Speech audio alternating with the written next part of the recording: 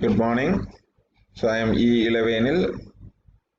So today we are going to see about the next property of surfaces, that is moment of inertia of areas.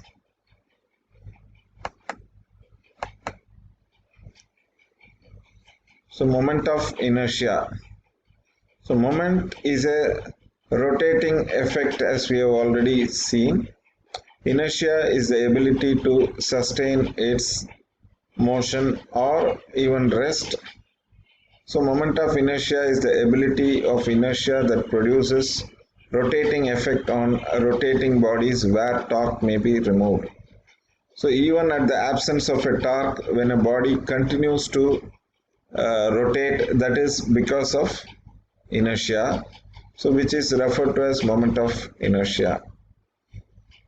So areas or thin laminae to display this effect, or they too have moment of inertia, we can say.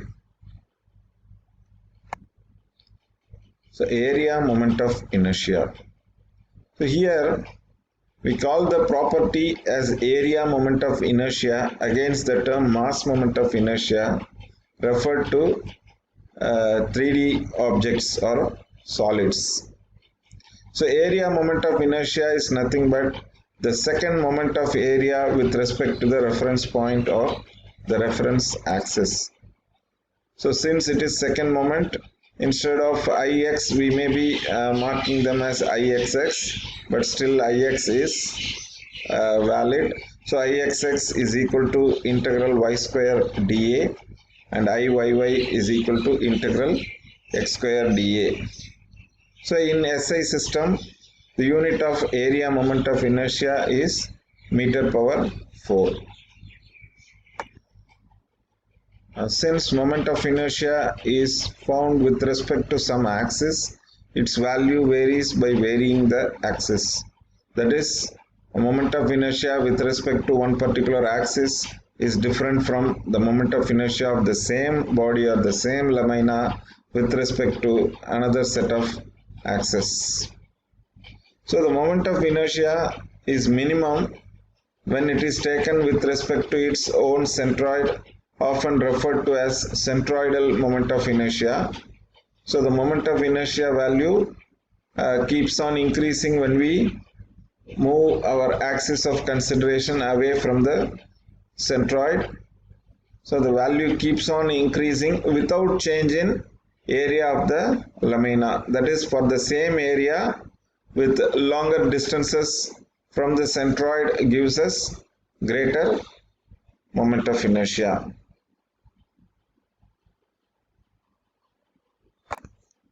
So next we see a very important term called radius of gyration, often used and referred at various places. So this moment of inertia of a lamina, whether centroidal or non-centroidal, can be expressed as I is equal to AK square. Here the term K, which is the root mean square value of each particle or bit of that area in that lamina, is called as the radius of gyration.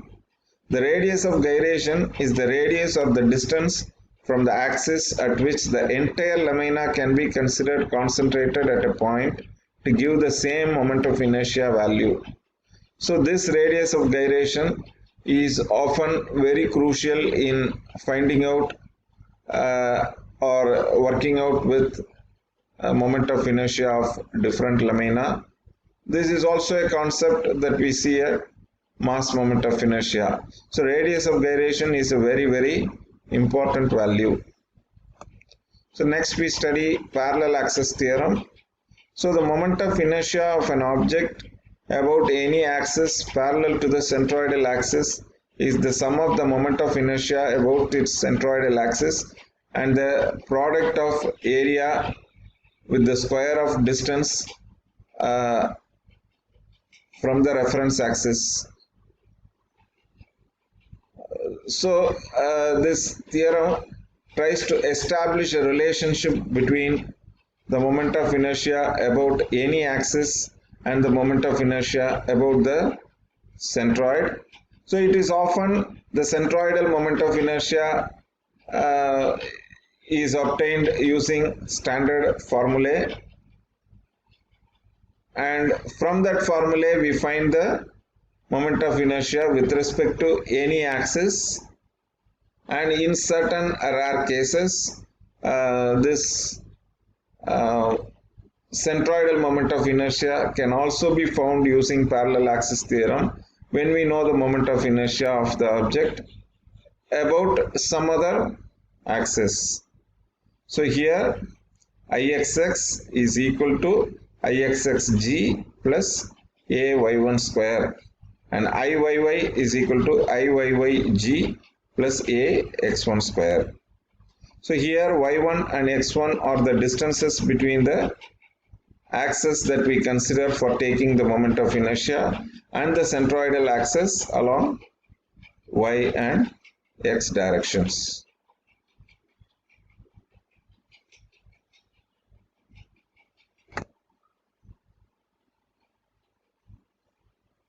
So next we have perpendicular axis theorem. Here the moment of inertia of a plane area about an axis normal to the plane is equal to the sum of the moments of inertia about any two mutually perpendicular axes lying in the plane and passing through the given axis.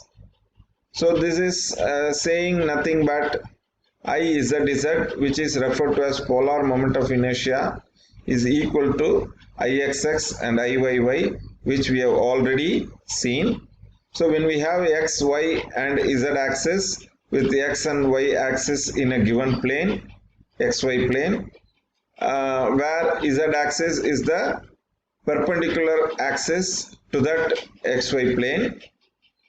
So when we want to find out moment of inertia about that z axis, we can go for adding the moment of inertia about x axis and about y axis. So this is based on how we calculate the distance from z axis when we know the distance between that point from x axis and the y axis. So on that basis, polar moment of inertia Izz is equal to Ixx plus Iyy. This is the perpendicular axis theorem often used in finding the polar moment of inertia. Next we see product of inertia. So for problems involving unsymmetrical cross sections and in calculation of moment of inertia about rotated axis, we go for finding product of inertia. So it may be positive or negative or zero. So product of inertia of an area with respect to x and y axis are with dA is equal to xy, Ixy is equal to integral xy dA or simply xy a. So here when the x-axis and y-axis both are in symmetry, the product of inertia becomes 0, and if any one of this x or y is negative, so this product of inertia is also going to be negative. So now we will see the moment of inertia value of certain standard sections. So for a rectangle, Ixx is given by 1 by 12 bh cube, or we say bd cube by 12. So Iy is equal to 1 by 12 b cube h. So this is about the centroid. When we take about these edges, it is 1 by 3 bh cube and 1 by 3 b cube h as moment of inertia. So again here we have Jc, which is polar moment of inertia, which can also be written as Izz, which is equal to 1 by 12 bh into b square plus h square. So here we have a triangle. So here Ixx is equal to 1 by 36 bh cube about its centroid, and about this base it is 1 by 12 bh cube. So for a circle, Ixx and Iyy are 1 by 4 pi r square, which is also given in the form pi d power 4 by 64. So here the polar moment of inertia is twice that, that is half pi r power 4 or pi d power 4 by 32.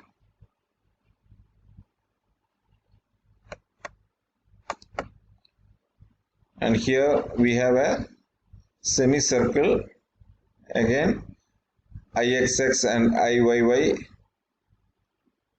are given by 1 by 8 pi r power 4, and polar moment of inertia is 1 by 4 pi r power 4. Here we have a quarter circle where Ixx and Iyy are 1 by 16 pi r power 4, and the polar moment of inertia is 1 by 8 pi r power 4. Here we have an ellipse. Here Ixx is 1 by 4 pi a b cube and Iyy is 1 by 4 pi a cube b, and polar moment of inertia is 1 by 4 pi a b into a square plus b square. Here we see a small sample of how we go for moment of inertia by integration. So here we take a triangle. So in this triangle we take a small strip which is having an area dA. So it has a thickness dy and it has a variable width. So this dA is given by L dy. So here from similar triangles we find out that L is equal to B into h minus y by h. From this equation L by B is equal to h minus y by h. So that is similar triangles principle. So from that we get dA is equal to B into h minus y by h into dy. So this we with this dA we go for integration with Ix equal to integral y square dA, or that is from 0 to h, where we have the limits with y square into this term dA. We go for integration and substituting the limits we get Ix is equal to bh cube by 12. Similarly, we can also go for Iyy by considering a vertical strip. Here we go for centroid of a composite section. So here we have a composite section considering of certain rectangles.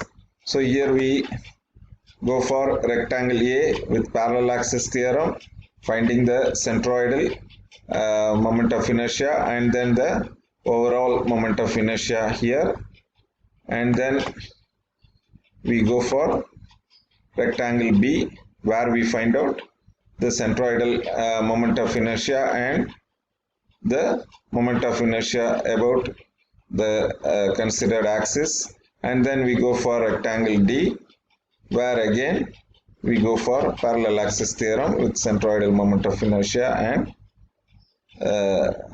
the remaining things to get the overall moment of inertia. So